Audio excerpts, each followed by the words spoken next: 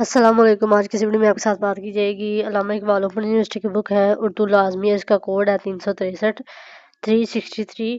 और इस वीडियो में आपको बताया जाएगा कि आपने किन चैप्टर्स को तैयार करना है, किन टॉपिक को तैयार करना है जिसके ज़रिए से आप अच्छे नंबर ले सकें। आपने सिर्फ उन्हीं टॉपिक को तैयार करना है, ज़्यादा आपको करने की ज़रूरत नहीं है, सारी किताब आपको पढ़ने की ज़रूरत नहीं है। आपने सिर्फ चंद एक टॉपिक को तैयार करना है तो आप अच्छे नंबरों के साथ पेपरों में कामयाब हो सकते हैं।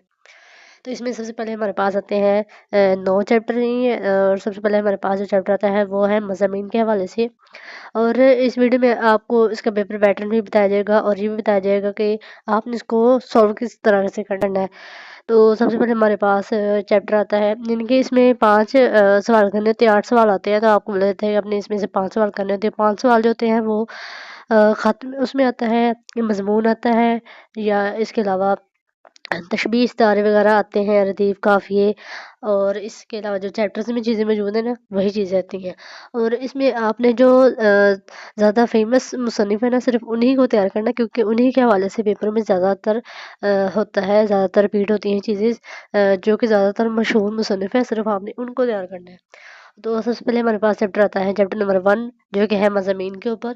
तो इसमें आपने सबसे पहले आपने करना है सर सैयद अहमद ख़ान, ग़ुलामी एक लानत है।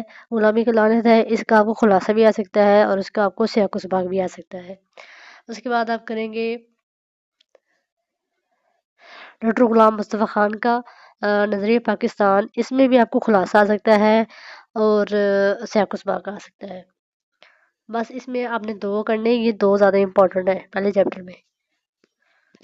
सेकंड नंबर पे हमारे पास आता है नावल। नावल में आपने कौन सी चीज़ें तैयार करनी है, इसमें भी सबसे पहले आप करेंगे नावल क्या है, नावल के बुनियादी अनासिर, नावल का पस मंज़र, यानी कि जो भी आपको नावल आता है इसके हवाले से ये भी चीज़ें आ सकती हैं कि नावल के तरकीबी बयान करेंगे, नावल का पस मंज़र बयान करेंगे, नावल में इस नावल में कौन कौन सी चीज़ें बयान हुई हैं, ये उसके ऊपर आपने तनकीदी जायज़ा बयान करना है।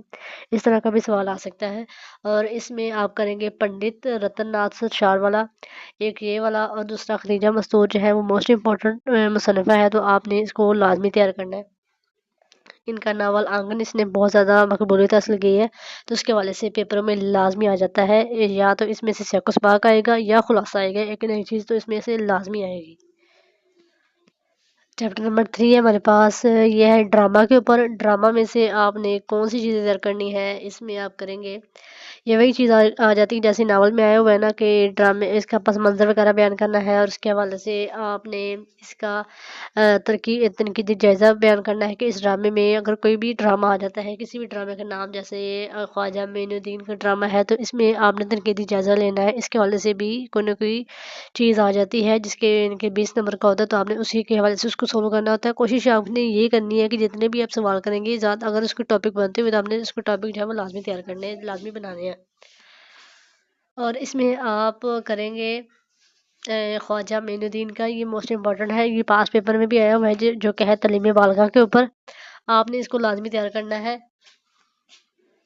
चैप्टर नंबर 4 है हमारे पास, ये है सफ़रनामे के ऊपर। सफ़रनामे में आपने क्या चीज़ें तैयार करनी है, इसमें आप करेंगे जो चीज़ पास पेपर में रिपीट हुई है, इसमें सबसे पहले ये आया हुआ है जमीलुद्दीन आली के हवाले से, किसके हालात ज़िंदगी आपने बयान करने हैं।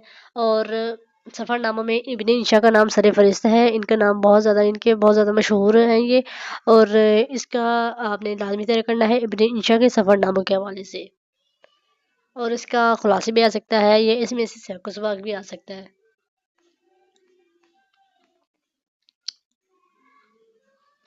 चैप्टर नंबर 5 है हमारे पास, मकतूब निगारी। मकतूब निगारी के हवाले से पेपरों में इनके जितने भी पास पेपर है ना, उसके हर जितने भी पास पेपर हैं उसमें से 1 या 2 जो सवाल हैं, यानी कि हर पास पेपर में मकतूब निगारी के हवाले से लाजमी रिपीट हुआ है सवाल, चाहे वो और मकतूब निगारी के हवाले से गालिब के बारे में, इनकी गालिब की मकतूब निगारी के हवाले से ज़्यादा आया हुआ है, क्योंकि गालिब का नाम भी उर्दू में बहुत ज़्यादा अहम हैसियत रखता है, अहम मुकाम रखता है। गालिब का नाम मिर्ज़ा गालिब जो है।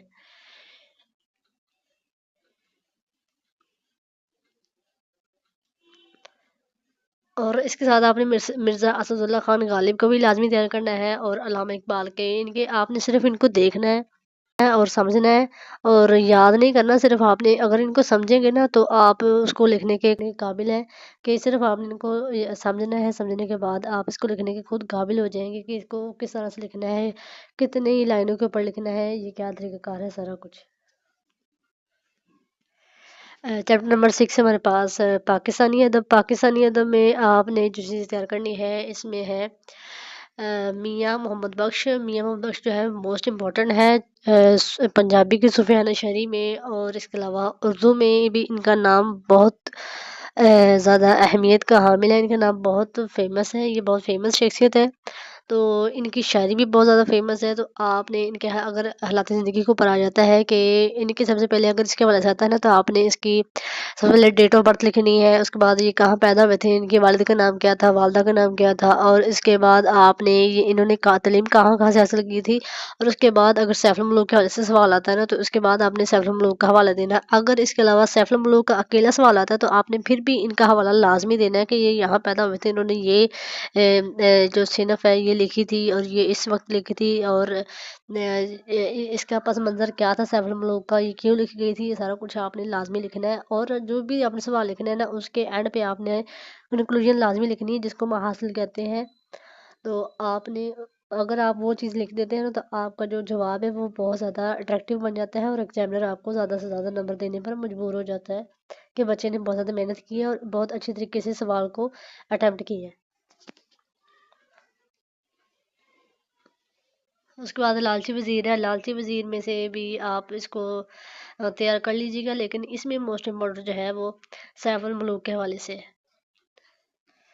چیپٹر نمبر 7 ہے، جس میں حمد، نعت اور غزلیات شامل ہیں۔ تو یہ چیپٹر جو ہے یہ موسٹ امپورٹنٹ ہے، اور اس میں جو چیزیں آئی ہیں وہ میر تقی میر کے حوالے سے بھی موسٹلی ریپیٹ ہوا ہے، اور اس کے علاوہ خواجہ میر درد، یہ ان کے میر تقی میر، خواجہ میر درد یہ اردو زبان کے بہت زیادہ مشہور معروف شخصیت ہیں۔ اس کے علاوہ مرزا اسد اللہ خان غالب ہے، اور اس کے بعد داغ دہلوی بھی، یعنی کہ یہ 7 والے جو شاعر ہیں، داغ دہلوی اور مرزا اسد اللہ خان غالب اور غلام حمدانی مصافی، اور یعنی کہ یہ جتنے بھی اس میں رائٹر ہیں نا، آپ نے اس کو لازمی آپ نے ان کو تیار کرنا ہے، ان کی حالات زندگی دیکھنی ہے، یہ کب پیدا ہوئے تھے، ان کی وفات کب ہوئی تھی، یہ سارا کچھ آپ نے ان کی لازمی، جب بھی آپ ان کے حوالے سے کچھ لکھیں گے نا، تو آپ نے ان کا حوالہ لازمی دینا ہے۔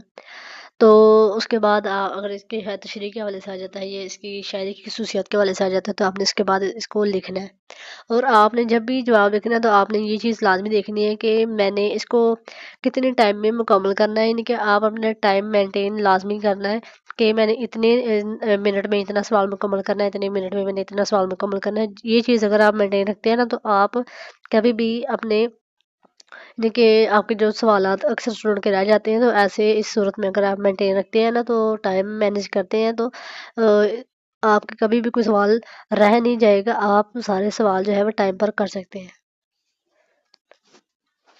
آپ کا کوئی سوال بھی نہیں چھوٹے گا اگر آپ ٹائم کی پابندی کرتے ہیں۔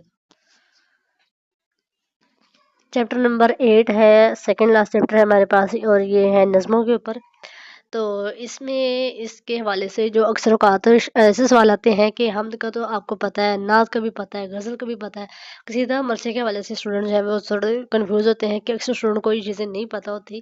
تو آپ نے اس کو کس طرح سے حل کرنا ہے، یعنی کہ اس کا سوال جو ہے وہ اس طرح آتا ہے کہ اگر حمد کی آپ تعریف لکھیں گے تو کتنی لکھیں گے، یعنی کہ میکسیمم آدھا صفحہ ہو جاتا ہے، یہ ایک صفحہ ہو جائے گا، اور اس کے علاوہ نعت ہے، نعت کی بھی اتنی ہی ہوتی ہے، لیکن یہ ہے کہ یہ آپ کو 3 سے 4 چیزیں ملا کر دیتے ہیں اس سوال میں، جیسے کہ سوال آ جاتا ہے کہ مرثیہ اور روپائے کے حوالے سے لکھیں، نیز نعت، نیز مثنوی کی تعریف لکھیں، اس طرح سے یہ سوال آ جاتا ہے، اور اس میں آپ نے چیزیں تیار کرنی ہے، نعت کا بھی آپ کو پتہ ہے، حمد کا بھی پتہ ہے، قصیدے کا بھی پتہ ہے، اور اس کے علاوہ نظم کے بارے میں آپ نے لازمی تیار کرنا ہے، یہ نظم کے حوالے سے اس میں چیزیں آ سکتی ہیں، اور اس کے علاوہ نذیر اکبر آبادی، اور یہ اس میں پاس پیپر میں جو آیا ہوا ہے وہ اکبر آبادی کی شاعری کی خصوصیات کے حوالے سے آیا ہوا ہے، پاس پیپر میں ریپیٹ ہوا ہے جو چیزیں، اکبر آبادی اور میر انیس کی بھی شاعری امپورٹنٹ ہے، لیکن اکبر آبادی کی جو شاعری ہے وہ موسٹ امپورٹنٹ ہے۔ चैप्टर नंबर 9 है क़वाइद इंशा। ये लास्ट चैप्टर है हमारे पास। इसमें आप जैसे तशबीह, इस्तारा, ये वाली चीज़ें जो है इसमें से सवाल पास पेपर में रिपीट हुए हैं। और फ़ेल मामूली या इमदादी फ़ेल इस तरह का तो तकरीबन रिपीट मैंने नहीं देखा, लेकिन ये है कि रुदाद आ सकती है। इसमें जो मैंने चीज़ें पहले ही बता दी हैं कि आपको सियाक़-उस-बाक़ आता है, ख़ुलासा आता है, ख़त आते हैं और मज़मून आते हैं, और इसमें रुदाद भी आएगी कि मुकालमा भी आ जाए। और ये देखें ये चीज़ें लिखी हुई है ना कि मुकालमा कैसे लिखा जाए, तो यही चीज़ें जो है वो मोस्ट इम्पॉर्टेंट होती हैं कि ये चीज़ें वो मुकालमा तो हर बंदा लिख लेता है, लेकिन लिखा कैसे जाता है, ख़त तो हर बंदा लिख लेता है, लेकिन इसका तरीक़ाकार क्या है। और इस तरह मज़मून वगैरह तो लिख लेना, या इसके अलावा कोई और एप्लीकेशन जैसे दरख्वास्त वगैरह तो लिख लेता है, लेकिन इसका तरीक़ाकार क्या होता है। इस तरह के सवाल जो है वो इस तरह के अक्सर औक़ात पेपर में आ जाते हैं कि लिखने का तरीक़ाकार क्या है। तो आपने इन चीज़ों के ऊपर ज़्यादा फ़ोकस करना है। और इस चैप्टर में से जो चीज़ें आई हैं वो है ये इल्म बयान के ऊपर, तशबीह, इस्तारा, मजाज मुरसल और कनाया वगैरह, और रुदात के ऊपर भी आया हुआ है, मुकालमा नवीसी भी आया हुआ है, खतूत भी आया हुआ है, तलखीस के हवाले से भी आया हुआ है। तो ये चैप्टर मोस्ट इंपॉर्टेंट है। तो इसमें से अगर आपको कोई चीज़ समझ नहीं आती तो आप कमेंट सेक्शन में पूछ सकते हैं। उसमें कोई वीडियो आपको अच्छी लगी तो वीडियो को लाइक और चैनल को सब्सक्राइब कर दें। कोई सवाल तो नीचे कमेंट कर दीजिएगा। अल्लाह हाफ़िज़।